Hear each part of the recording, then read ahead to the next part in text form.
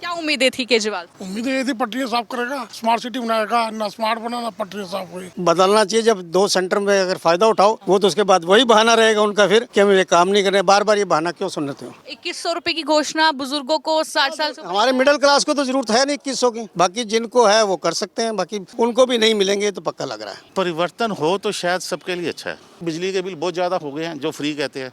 तो दिल्ली में विधानसभा चुनाव हैं और फिलहाल मेरी मौजूदगी जनकपुरी विधानसभा क्षेत्र में है, जहां पर लगातार हम जनता के बीच जा रहे हैं, उनसे जान रहे हैं कि आखिर इस बार जो है दिल्ली का रुख जो है वो किस तरफ है और क्या एक बार फिर से दिल्ली की जनता केजरीवाल पर भरोसा करेगी या अपनी एक नई सरकार चुनेगी।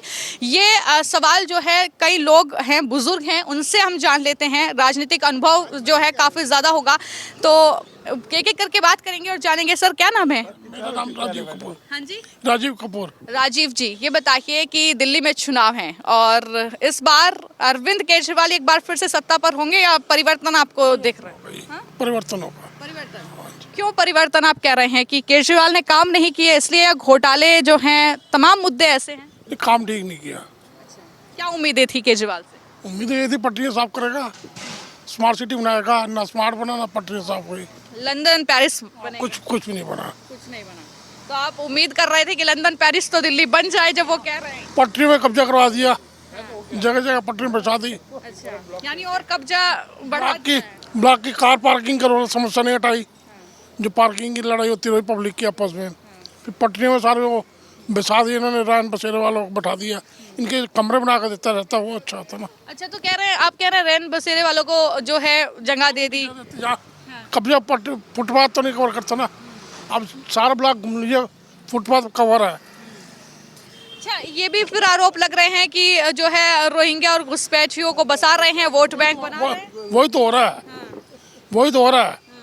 ये रहने को ज्यादा रखी है, रात को चेन से रहते हैं, वही छीने झपटी रात को ही होती है, वही करते हैं लोग। तो क्या लगता है कि इस बार अगर परिवर्तन होगा तो फिर ऑप्शन है आपके पास? कांग्रेस पार्टी है, बीजेपी है, क्या लगता है? बीजेपी इतने सालों से तो बीजेपी दिल्ली की सत्ता में नहीं आई है, उम्मीद है कि इस बार जो है कमल खिलेगा? 100%। अच्छा, 100% के आप बड़ा दावे के साथ कर रहे हैं, कैसे? कैसे कहा? क्योंकि कैंडिडेट आपके उतार दिए गए हैं, आशीष सूद, तो लगता है कि अच्छे कैंडिडेट होंगे। हाँ, तो हमारे इलाके के है ना। अच्छा, तो इलाके वालों की सुध लेंगे, बात वही लेंगे। ठीक है, चलिए कुछ और लोग हैं। क्या नाम है अंकल? विनोद भाटिया। विनोद जी, ये बताइए कि दिल्ली में विधानसभा का चुनाव और इस बार केजरीवाल एक बार फिर से गद्दी पर बैठेंगे या परिवर्तन? बिल्कुल नहीं बैठना चाहिए, क्योंकि उसको बहुत आजमा लिया गया। मगर अब इस पर बदलना चाहिए। जब दो सेंटर में अगर फायदा उठाओ वो तो उसके बाद वही बहाना रहेगा उनका फिर कि हम ये काम नहीं कर रहे। बार बार ये बहाना क्यों सुनते हो? बिठाओ बीजेपी को ताकि दोनों काम कर सकें। अच्छा, आप कह रहे हैं कि डबल इंजन वाली बात कर रहे हैं? बिल्कुल डबल इंजन है। जब पहले नहीं हो सका, अब डबल इंजन को थोड़ा सोच देख लें। अच्छा, मौका मांग रहे हैं वैसे केजरीवाल, वो बोल रहे हैं कि मांगने से क्या होगा? मांगने से तो चला गया था तो कुछ काम हो। 12 साल तो हो गए उनके, तब तो कुछ हुआ नहीं। तो अब क्या करेंगे? अभी वो कह रहे हैं कि मैं जेल चला गया था इसलिए कुछ काम जो है। जेल भी तो अपनी वजह से गया था ना, दूसरी वजह से थोड़ी गया था। तो आपको लगता है कि परिवर्तन इस बार? बिल्कुल होना चाहिए। लोगों को सोचना चाहिए, समझदारी से सोचना चाहिए। जिसको 10 साल कर लिया आपने, तो अब एक बार बदल के देखो कि दोनों मिलकर शायद अच्छा करें। यानी उम्मीदें अब बीजेपी से है, ऐसा नहीं है कि बीजेपी आपकी उम्मीद उनसे? बिल्कुल बिल्कुल जैसे केजरीवाल से भी उम्मीद की थी, केजरीवाल को किया था, यंगस्टर्स ने किया था, बट वो अपने उस उम्मीद पे पूरा नहीं हो पाए। क्या वादे थे? अगर जनकपुरी विधानसभा क्षेत्र की मैं बात करूं, जो आपके विधायक ने आपसे किए होंगे और काम आपको लगता है कि नहीं? वो आते ही नहीं तो वादा क्या करेंगे? यहाँ सारा देखो सब ऐसी गड़बड़ हो रही है, तो क्या करें? हमारी मार्केट में ही नहीं आए कभी, तो क्या करें? अच्छा, कभी विधायक नहीं घूमे आप? ना, यहाँ नहीं कभी। तो आपके जो कैंडिडेट हैं बीजेपी के, आशीष सूद, कभी अभी तो आ रहे होंगे आपके बीच? कभी कभी मिल जाते हैं। कभी कभी अब बाद में मिले ना मिले पता नहीं, अभी तो मिल जाते लेकिन मौका दे के देख लेते हैं एक बार। हैं। हो सकता है। तो क्या लगता है, अच्छा ये बताइए मुझे कि केजरीवाल 10 साल आम आदमी बनकर ही आए थे और अभी भी आम आदमी ही दिखते हैं? जो हम मिडिल क्लास हैं इनके लिए तो कुछ नहीं किया, छोटों के लिए किया होगा हो सकता है, हमारे लिए तो कुछ नहीं किया। हमें उनसे फ्रीबीज ना के किया ना उम्मीद है उनसे। 2100 रुपए की घोषणा बुजुर्गों को 60 साल से। हमारे मिडिल क्लास को तो जरूरत है नहीं 2100 की। बाकी जिनको है वो कर सकते हैं, बाकी उनको भी नहीं मिलेंगे तो पक्का लग रहा है। अच्छा, आपकी क्या राय है? शीश महल को लेकर बड़ा बवाल हो रहा है कि ये शीश महल जो है बनवा लिया केजरीवाल ने, और अब संजय सिंह कह रहे हैं चलो अब दिखाते हैं क्या है शीश महल। हाँ ना, कि पहले उन्होंने कभी नहीं देखा हुआ जो अब देख रहे हैं उन्होंने। पहले भी तो उन्होंने वहाँ जाते थे ना, देखा हुआ है ना, उनको मालूम है। तो फिर आप क्या जिद कर रहे हैं? पहले ही मालूम है एक उनको। और मेरा सवाल है वो ये कि अपडेट आ रही है कि केजरीवाल जो है नई दिल्ली की सीट छोड़ सकते हैं, मतलब वहां से वो विधायक, तो क्या लगता है कि सिसोदिया तो छोड़ चुके हैं, जंग पूरा चले गए हैं वो। ये नहीं छोड़ेगा। अगर ये इसने छोड़ दिया तो पहले ही हार मान ली सारी उन्होंने। ये तो मजबूरी है उनकी, अब नहीं छोड़ सकते हो।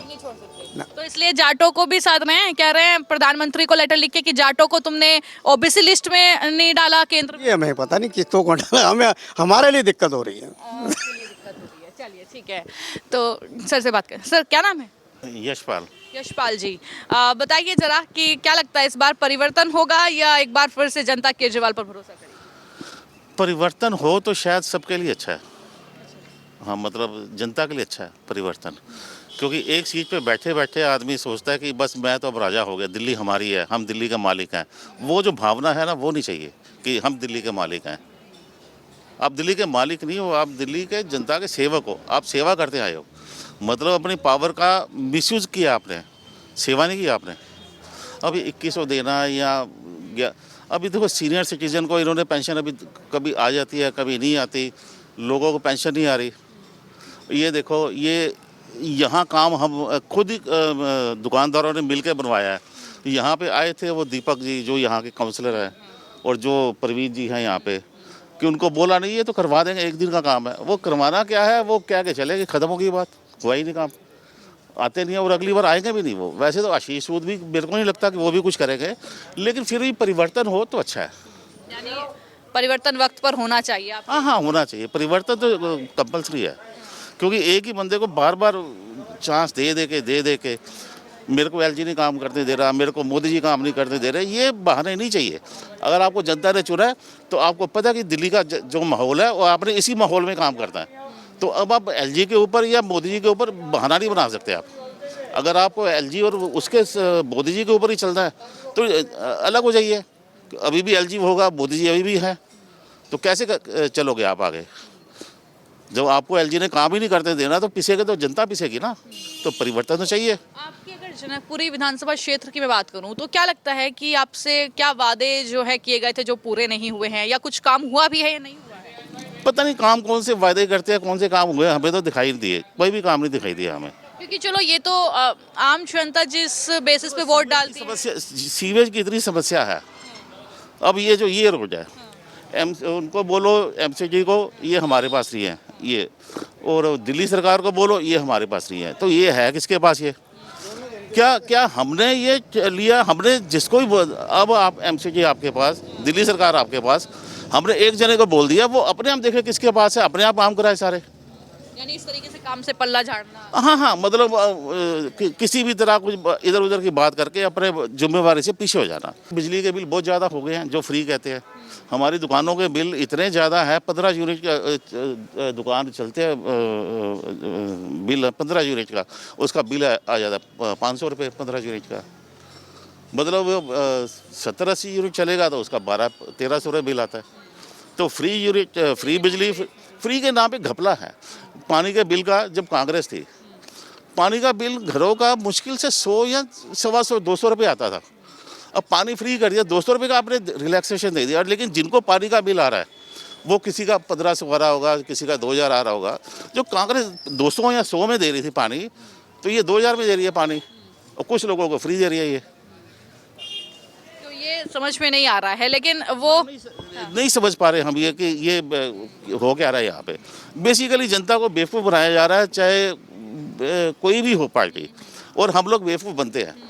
कोई रास्ता नहीं है हमारे पास, लेकिन परिवर्तन हो जाए एक बार तो कुछ सबके लिए ठीक हो जाएगा। अच्छा, परिवर्तन आप की बात कर रहे हैं तो फिर परिवर्तन में किसको देखते हैं? क्योंकि दो ही कांग्रेस अब खत्म हो चुकी है, तो बीजेपी बचती है अभी तो। यानी ऐसा लगता है वक्त के साथ जनता के पास ऑप्शन भी खत्म हो रहा है। हाँ, ऑप्शन नहीं है, और बल्कि केजरीवाल जी ने अब सिखा दिया इनको कि आपको लोगों को फ्री में देना पड़ेगा कुछ ना कुछ। अब जरा सी चीज़ें हैं, दिल्ली में पार्किंग है ही नहीं। अब पार्किंग की समस्या को दूर करना सरकार के लिए इतनी सी देर का काम है। ये इतनी जगह है, कहीं भी बेसमेंट पे पार्किंग बना दो, जितनी जब मेट्रो चल रही है तो पार्किंग बना दो वहाँ पे। यहाँ पर जब मैं बात कर रही हूँ तो वो जैसे मेट्रो से लेकर यहाँ तक आपने आना है तो वो छोटी बसें चला दो यहाँ पे, जो 5 रुपये 10 रुपये किराए में, कुछ ऐसे। अब यही बात हो रही थी हमारी। यानी यहाँ पर आप लोग बैठकर जो है समस्याओं का बात कर रहे हैं कि क्या सुझाव हो सकते हैं, इलेक्शन तक की है, उसके बाद खत्म हो जाएगा। लेकिन जनता तो फिर भी डिस्कस करती है ना कि हमारे इलाके में ये बेहतर हो जाए या वो बेहतर हो जाए, लेकिन हम लोग डिस्कस करते हैं, लेकिन उस डिस्कशन का हमें फायदा क्या होगा? बल्कि अगर ये बीजेपी के है, मैं केजरीवाल का हूँ, रिलेशन भी खराब हो जाएंगे आपस में खाम खा। ठीक है, इससे अच्छा यही है कि परिवर्तन हो जाए एक बार, और ये मोदी जी एक बार देखे कि मिडिल इनकम वालों को मोदी जी क्या देंगे, दे सकते हैं वो क्या? मकान जो दिल्ली में इतने महंगे महंगे हैं, 1-1 करोड़ का मकान है, नोएडा में 30-35 लाख का मकान प्राइवेट लोग दे रहे हैं, क्या मोदी जी दिल्ली में नहीं दे सकते? 30 लाख का, 35 लाख का, 40 लाख का पर्ची निकाले, जिसकी पर्ची निकले उसको दे दे मकान।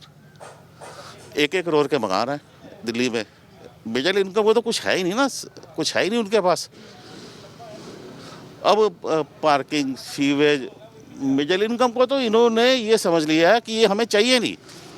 अब और ये जनकपुरी को आम आदमी पार्टी सोचते हैं, हमें जनकपुरी से चाहिए नहीं वोट, हमें चाहिए वहाँ से। ऐसे क्या जी? चलिए सर, ये अंकल बात कर रहे हैं कि जिस तरीके से कि आम आदमी पार्टी ने सोच लिया है कि जनकपुर से वोट नहीं चाहिए, परवीन कुमार को टिकट भी दिया है। सबसे पहले बताइए कि कैंडिडेट पसंद हैं या नहीं है? देखिए, कैंडिडेट्स का जो ऐसा होता है, कैंडिडेट्स तो पार्टी ने सेलेक्ट करना है, ठीक है। उसकी परफॉर्मेंस का भी बाद में पता लगेगा, क्योंकि वो आप जैसे हमारे सूद जी हैं, वो पिछले 5-7 साल से इस एरिया में कार्यरत हैं। समस्या यहाँ आती है कि एक बार जीतने के बाद वो क्या करेंगे। तो प्रोडक्टिव काम नहीं हो रहा है, सिर्फ ये बातें हो रही हैं कि उसका शीश महल है तो मेरा राजमहल है, उनका राजमहल है तो मेरा शीश महल है। उससे मध्य वर्ग का तो कुछ होता नहीं है। प्रधानमंत्री से अपने आप को कंपेयर करते लगे हैं कि ये वो प्रधानमंत्री, देखो कहाँ एक सीएम, कहाँ देश का, वो प्रधानमंत्री से अपने आप को कंपेयर कर रहे हैं। अच्छा, कल भी आपने तस्वीर देखी जब शीश महल में संजय सिंह घुसने की कोशिश कर रहे थे कि मैं सारी चीजें दिखाना चाहता हूँ मीडिया को, और वहाँ पर प्रधानमंत्री आवास में गए। देखिए, उससे कुछ नहीं होता है। मेन चीज़ है कि आप मध्य वर्ग को क्या देना चाहते हो, क्या उनको आप जॉब्स देने का कमिटमेंट दे रहे हो और दोगे? वो शायद बीजेपी कर सकती है, शायद। मुखी जी ने बहुत काम किया है, ओके, हम मानते हैं, लेकिन जनकपुरी में जब वो थे, ये जनकपुरी बहुत प्लान तरीके से बनी थी। अगर जनकपुरी की बजाय उन्होंने शिवनगर में काम करना होता तो वो शायद उतना कामयाब ना होते वहाँ पे। यहाँ तो कामयाब हो गए वो। तो फिर अब क्या लगता है कि अगर मैं देखूं कि 70 जो विधानसभा सीटें हैं, आंकड़ा क्या लग रहा है कि इस बार जो केजरीवाल बहुमत से एकदम सरकार बनाते थे और बिल्कुल सफाया बाकी पार्टियों का, इस बार कैसा मामला रहने वाला है? देखो जी, 50-50 रहेगा। अगर आम आदमी पार्टी टूट गई तो बीजेपी की सरकार बन जाएगी इलेक्शन के बाद, नहीं टूटी तो। अच्छा, ये बताइए कि जो शीश महल का मुद्दा है और जो शराब घोटाले का मुद्दा है, कितना हावी रहने वाला है इस इलेक्शन में? देखो जी, जब शराब घोटाले की बात है, जब कोर्ट ने उनको बेल दे दी और अब तक ट्रायल ही स्टार्ट नहीं हुआ, तो वो मुद्दा है या नहीं है, सवाल, क्वेश्चन मार्क है उस पर। जब तक आप उसके ऊपर आपने चार्जेस फ्रेम नहीं किए तो आप उसको चार्ज शीटेड नहीं कह सकते, जब तक तो चार्जेस ही नहीं अभी तक हुए। चार्ज शीट फाइल हो जाए उसके बाद ही बात है, और एविडेंस अभी तक कोर्ट में कोई प्रोड्यूस तो किसी ने किया नहीं है।